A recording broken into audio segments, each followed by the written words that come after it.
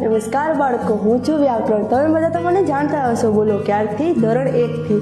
આજે હું તમને મારા પરિવાર સાથે મળવા માંગુ છું. આમ તો મારો પરિવાર ઘણો મોટો છે, પરંતુ આજે થોડા વ્યક્તિઓ સાથે મુલાકાત થશે અને થોડા વ્યક્તિઓ સાથે પછી ક્યારેક.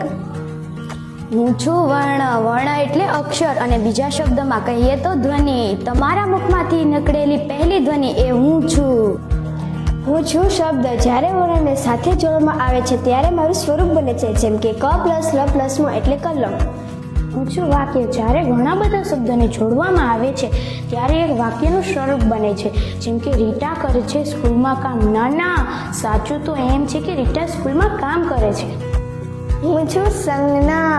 કોઈ પણ શબ્દ હોય તેમાં હું જાઉં, જેમ કે વસ્તુ, સ્થાન કે વ્યક્તિના નામ સાથે હું જાઉં, જેમ કે હિમાલય, વાચન, રામ. હું છું સર્વનામ. સર્વનામ કે સંજ્ઞાને બદલે જે શબ્દ વપરાય છે તેને સર્વનામ કહે છે. જેમ કે રમેશ ખાય છે તેની જગ્યાએ તે ખાય છે તેમ પણ બોલી શકાય. તો હું છું કાળ. કાળ એટલે સમય. તો હું છું તમારો સમય. વીતેલો સમય એટલે કે પહેલાનો સમય તમારો ભૂતકાળ હતો.